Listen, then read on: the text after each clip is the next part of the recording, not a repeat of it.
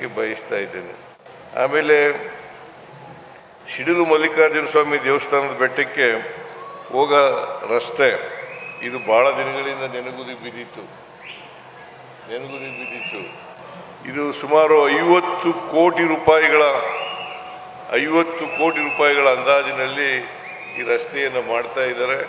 ಇದು ಮಾಡೋದ್ರಿಂದ ಭಾಳ ಜನ ಭಕ್ತಾದಿಗಳಿಗೆ ದೇವಸ್ಥಾನಕ್ಕೆ ಸುಗಮವಾಗಿ ಹೋಗಿ ಬರಲಿಕ್ಕೆ ಅನುಕೂಲ ಆಗ್ತದೆ ಅಂತಕ್ಕಂಥ ಮಾತುಗಳನ್ನು ಕೂಡ ಹೇಳಲಿಕ್ಕೆ ಬಯಸ್ತಾ ಇದ್ದೇನೆ. ನಾನು ಈ ಪಿರಿಯಾಪಟ್ಟಣಕ್ಕೆ ಸುಮಾರು 40 ವರ್ಷಗಳಿಂದ ಬರ್ತಾ ಇದ್ದೀನಿ. 40 ವರ್ಷಗಳಿಂದ ಕೂಡ ಬರ್ತಾ ಇದ್ದೀನಿ. ಅನೇಕ ಸಾರಿ ಚುನಾವಣಾ ಸಂದರ್ಭದಲ್ಲಿ ಬಂದಿದ್ದೀನಿ, ನಂತರ ಬಂದಿದ್ದೀನಿ. ಆಮೇಲೆ ಅನೇಕ ಅಭಿವೃದ್ಧಿ ಕಾರ್ಯಕ್ರಮಗಳನ್ನು ಚಾಲನೆ ಕೊಡಲಿಕ್ಕಂಥ ಪ್ರಯತ್ನವನ್ನು ಮಾಡಿದ್ದೀವಿ. ಪಿರಿಯಾಪಟ್ಟಣ ವೆಂಕಟೇಶ್ ಅವರ ಶಾಸಕರಾದ ಮೇಲೆ ಹೆಚ್ಚು ಅಭಿವೃದ್ಧಿಯಾಗಿದೆ ಅಂತ ಹೇಳಿದ್ರೆ ಅದು ಅತಿಶಯೋಕ್ತಿ ಆಗಲಾರದು ಅಂತಕ್ಕಂಥದ್ದು ನನ್ನ ಭಾವನೆ. ನಾವು ಕೊಟ್ಟ ಮಾತಿನಂತೆ ನಡ್ಕೊಳ್ತಕ್ಕಂಥ ಸರ್ಕಾರ ನಮ್ಮದು. ನುಡಿದಂತೆ ನಡಿತೀವಿ.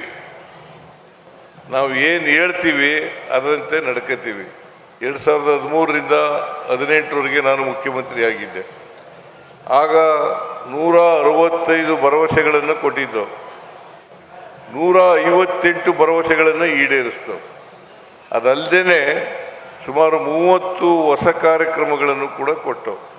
ಅಂದರೆ ನಾನು ಯಾಕೆ ಈ ಮಾತನ್ನು ಹೇಳ್ತಾ ಇದ್ದೀನಿ ಅಂತಂದರೆ, ನಾವು ನುಡಿದಂತೆ ನಡೆದಿದ್ದೇವೆ. ಈ ಸಾರಿ 2023 ಈಗ ನಾವು ಅಧಿಕಾರಕ್ಕೆ ಬಂದು 2ನೇ ಬಾರಿ 3 ವರ್ಷ ಆಯ್ತಾ ಬಂತು. ಈ 3 ವರ್ಷಗಳಲ್ಲಿ ನಾವು ಎಲ್ಲ ಗ್ಯಾರಂಟಿ ಯೋಜನೆಗಳನ್ನು ಕೂಡ ಜಾರಿಗೆ ಕೊಟ್ಟಿದ್ದೀವಿ ಅಂತಕ್ಕಂಥದ್ದನ್ನು ತಮಗೆಲ್ಲ ಗೊತ್ತಿದೆ ಅಂತಕ್ಕಂಥದ್ದು ನನ್ನ ಭಾವನೆ. ಆದ್ದರಿಂದ ನಾವು ನುಡಿದಂತೆ ನಡೆದಿದ್ದೇವೆ. ಅದ್ರ ಜೊತೆಗೆ 5 ಗ್ಯಾರಂಟಿ ಯೋಜನೆಗಳನ್ನು ಟೀಕೆ ಮಾಡ್ತಾ ಇದ್ರು.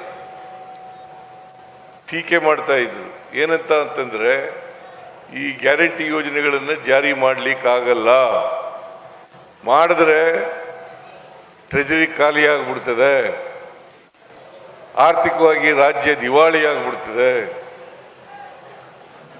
ಅಂಥೇಳಿ, ಮಾಡಿದ್ರು ಕೂಡ 1 ವರ್ಷ ಮಾಡಬಹುದು ಅಂತ ಹೇಳ್ತಾ ಇದ್ರು. ನಾವು ಈಗ ಪ್ರತಿ ವರ್ಷ 52,000 ಕೋಟಿ ರೂಪಾಯಿಗಳನ್ನು ಖರ್ಚು ಮಾಡ್ತಾ ಇದ್ದೀವಿ. 3 ವರ್ಷಗಳಲ್ಲಿ ಸುಮಾರು 1,31,000 ಕೋಟಿ ರೂಪಾಯಿಗಳನ್ನು ಖರ್ಚು ಮಾಡಿದ್ದೀವಿ. 1,31,000 ಕೋಟಿ ರೂಪಾಯಿಗಳನ್ನು. ಈಗ ಶಕ್ತಿ ಯೋಜನೆ, ಅನ್ನಭಾಗ್ಯ, ಗೃಹಲಕ್ಷ್ಮಿ,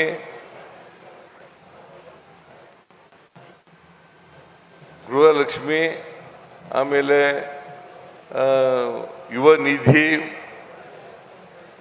ನಿಧಿ, ಆಮೇಲೆ ಬಡವರಿಗೆ ಉಚಿತವಾಗಿ ವಿದ್ಯುತ್ 200 ಯೂನಿಟ್ವರೆಗೆ ವಿದ್ಯುತ್ತನ್ನು ಕೊಡ್ತಕ್ಕಂಥದ್ದು ಗೃಹ ಜ್ಯೋತಿ ಕಾರ್ಯಕ್ರಮ.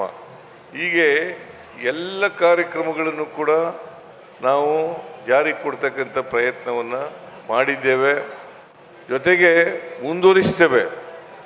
ಯಾಕಂತಂದರೆ BJPಯವರು ಈಗ ಎಲ್ಲ ರಾಜ್ಯಗಳ ಚುನಾವಣೆಗಳು ಬಂದಿದ್ದಾವಲ್ಲ, ಆಗ ನಮ್ಮನ್ನೇ ಕಾಪಿ ಮಾಡ್ತಕ್ಕಂಥ ಕೆಲಸವನ್ನು ಮಾಡ್ತಾ ಇದ್ದಾರೆ.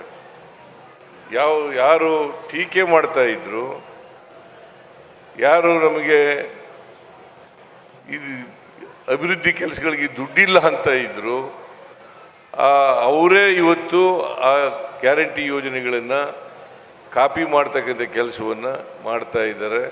ಅದರಿಂದ ನಮ್ಮ ಸರ್ಕಾರ ನುಡಿದಂತೆ ನಡೆದಿದೆ ಅಷ್ಟೇ ಅಲ್ಲ, ಎಲ್ಲ ಕಾರ್ಯಕ್ರಮಗಳಿಗೂ ಕೂಡ ಹಣವನ್ನು ಒದಗಿಸ್ತಕ್ಕಂಥ ಕೆಲಸವನ್ನು ಮಾಡಿದೆ. ಅಭಿವೃದ್ಧಿ ಕೆಲಸಗಳು ಕೂಡ ಯಾವುದು ಕೂಡ ನಿಂತಿಲ್ಲ.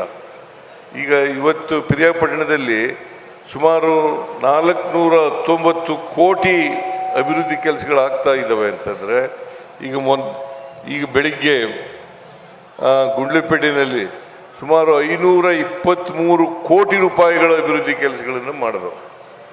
ಅದಕ್ಕೆ ಚಾಲನೆಯನ್ನು ಕೊಟ್ಟು ಬಂದಿದ್ದೀವಿ. ಇಲ್ಲಿ ಕೂಡ ಚಾಲನೆಯನ್ನು ಕೊಟ್ಟಿದ್ದೀವಿ. ಇದು ಇಡೀ ರಾಜ್ಯದಲ್ಲಿ ಎಲ್ಲ ತಾಲೂಕುಗಳಲ್ಲಿ ಎಲ್ಲ ಕ್ಷೇತ್ರಗಳಲ್ಲಿ ಅಭಿವೃದ್ಧಿ ಕೆಲಸಗಳು ನಡೀತಾ ಇದ್ದಾವೆ. ಅದರಿಂದ ನಮ್ಮಲ್ಲಿ ಯಾವುದೇ ಅಭಿವೃದ್ಧಿ ಕೆಲಸಗಳು ಕೂಡ ನಿಂತಿಲ್ಲ.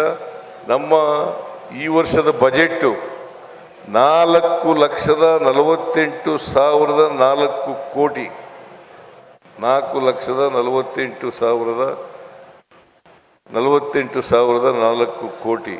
ಇದರಲ್ಲಿ ಸುಮಾರು 82,000 ಕೋಟಿ ರೂಪಾಯಿ ಅಭಿವೃದ್ಧಿ ಕೆಲಸಗಳನ್ನು ಕ್ಯಾಪಿಟಲ್ ಎಕ್ಸ್ಪೆಂಡಿಚರ್ ಅಂತ ಕರಿತೀವಿ ನಾವು. ಆ ಕ್ಯಾಪಿಟಲ್ ಎಕ್ಸ್ಪೆಂಡಿಚರನ್ನು ಮಾಡ್ತಾ ಇದ್ದೀವಿ. ಅದರಿಂದ ನೀವೆಲ್ಲರೂ ಕೂಡ ತಿಳ್ಕೋಬೇಕು, ಈ ಸರ್ಕಾರಕ್ಕೆ ನೀವೇನು ಆಶೀರ್ವಾದ ಮಾಡಿ ಕಳಿಸಿದರೆ ನಿಮ್ಮ ಆಶೀರ್ವಾದದಿಂದ ಬಲದಿಂದ ನಾವೆಲ್ಲ ಈ ಕೆಲಸಗಳನ್ನು ಮಾಡ್ತೇವೆ. ನಾವು ಮುಂದೆನೂ ಕೂಡ ಮಾಡ್ತೇವೆ ಅಂತಕ್ಕಂಥ ಮಾತುಗಳನ್ನು ಈ ಸಂದರ್ಭದಲ್ಲಿ ಹೇಳಲಿಕ್ಕೆ ಬಯಸ್ತೇನೆ. ಜೊತೆಗೆ 2028ರಲ್ಲಿ ಅಸೆಂಬ್ಲಿ ಚುನಾವಣೆ ಬರ್ತದೆ. ಈಗ ಮೊನ್ನೆ ನಡೆದಂಥ ಜನ ನಮಗೆ ಆಶೀರ್ವಾದ ಮಾಡಿದ್ದಾರೆ. ಬೈ ಎಲೆಕ್ಷನ್ಗಳು ನಡೆದು ಚನ್ನಪಟ್ಟಣದಲ್ಲಿ ನಡೀತು, ಆಮೇಲೆ ಶಿಗ್ಗಾಂವ್ನಲ್ಲಿ ನಡೀತು, ಆಮೇಲೆ ಬಳ್ಳಾರಿ ಜಿಲ್ಲೆ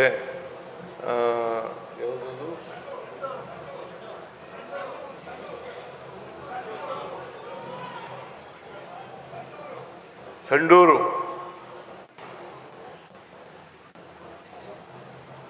ಅಲ್ಲಿ ನಡೀತು. ಆ 3 ಉಪಚುನಾವಣೆಗಳನ್ನು ಗೆದ್ದಿದ್ದೀವಿ. ಈಗ 2 ಉಪಚುನಾವಣೆಗಳು ನಡೆದಿದ್ದಾವೆ. ಅದರಲ್ಲೂ ಕೂಡ ಗೆಲ್ತಕ್ಕಂಥ ಸಾಧ್ಯತೆಯೇ ಜಾಸ್ತಿ ಇರ್ತಕ್ಕಂಥದ್ದು ಅಂತಕ್ಕಂಥ ಮಾತುಗಳನ್ನು ತಮಗೆ ತಿಳಿಸ್ಲಿಕ್ಕೆ ಯಾಕೆ ಈ ಮಾತುಗಳನ್ನು ಹೇಳ್ತಾ ಇದ್ದೀನಿ ಅಂತಂದರೆ, ಜನರು ನಮ್ಮ ಪರ ಇದ್ದಾರೆ. ಆದರೆ ನಾವು ಎಲ್ಲೂ ಕೂಡ ಸರ್ಕಾರದ ವಿರುದ್ಧ ಇರ್ತಕ್ಕಂಥ ನೆಗೆಟಿವ್ ಆಗಿದ್ದಂಥ ವಿಚಾರವನ್ನು ನಾನು ನೋಡಲೇ ಇಲ್ಲ. ಆ ಕಾರಣದಿಂದ 2 ಉಪಚುನಾವಣೆಗಳನ್ನು ಕೂಡ ನಾವು ಗೆಲ್ತೀವಿ ಅಂತಕ್ಕಂಥ ಮಾತುಗಳನ್ನು ಈ ಸಂದರ್ಭದಲ್ಲಿ ಹೇಳ್ತಾ, ಜನರು ನಮ್ಮ ಜೊತೆ ಇದ್ದಾರೆ. ಪಿರಿಯಾಪಟ್ಟಣ ಇರ್ಬೋದು, ಬೇರೆ ರಾಜ್ಯದ ಬೇರೆ ಬೇರೆ ಭಾಗಗಳಲ್ಲಿರ್ಬೋದು, ನಮ್ಮ ಜೊತೆ ಇದ್ದಾರೆ. ಈಗ ನಾವು ಮುಂದಿನ ಚುನಾವಣೆ 2028ರ ವಿಧಾನಸಭಾ ಚುನಾವಣೆ ಈಗಾಗಲೇ DK ಶಿವಕುಮಾರ್ ಹೇಳಿದ್ದಾರೆ. 2028ರ ಚುನಾವಣೆಯಲ್ಲೂ ಕೂಡ ನಾವೇ ಗೆಲ್ತೀವಿ, ಜನರ ಆಶೀರ್ವಾದ ಮಾಡ್ತಾರೆ ಅಂತಕ್ಕಂಥ ವಿಶ್ವಾಸ, ನಂಬಿಕೆ ನನಗಿದೆ ಅಂತಕ್ಕಂಥ ಮಾತುಗಳನ್ನು ಹೇಳ್ತಾ, ನೀವು ಹೇಗೆ 23ರಲ್ಲಿ ಶ್ರೀ ವೆಂಕಟೇಶ್ ಅವರನ್ನು ಆಶೀರ್ವಾದ ಮಾಡಿದ್ರಿ, ಅದಕ್ಕೆ ಇನ್ನು ಮುಂದೆನೂ ಕೂಡ ಅವ್ರ ಜೊತೆಯಲ್ಲಿ ನಿಂತ್ಕೊಂಡು ಅವರನ್ನ ಕೆಲಸಗಳನ್ನು ಮಾಡಿಸ್ಬೇಕು ಅಂತಕ್ಕಂಥ ಮಾತುಗಳನ್ನು ಹೇಳ್ತಾ, ನಮ್ಮ ಸರ್ಕಾರ ಶ್ರೀ ವೆಂಕಟೇಶ್ ಅವ್ರ ಜೊತೆಯಲ್ಲಿ ಇರ್ತದೆ.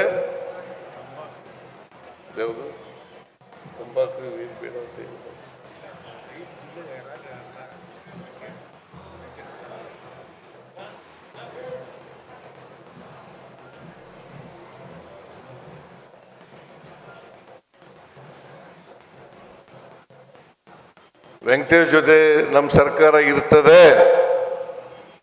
ನಾವೆಲ್ಲರೂ ಕೂಡ ವೆಂಕಟೇಶ್ ಜೊತೆ ನಿಲ್ತೇವೆ ಅಂತಕ್ಕಂಥ ಮಾತುಗಳನ್ನು ಹೇಳಿ, ನಿಮ್ಮ ಆಶೀರ್ವಾದ ಸದಾ ಇರಲಿ ಅವ್ರ ಮೇಲೆ ಅಂತಕ್ಕಂಥ ಮಾತುಗಳನ್ನು ಹೇಳ್ತಾ ನನ್ನ ಮಾತುಗಳನ್ನು ಮುಗಿಸ್ತೇನೆ. ಜೈ ಹಿಂದ್, ಜೈ ಕರ್ನಾಟಕ, ಜೈ ಸಂವಿಧಾನ.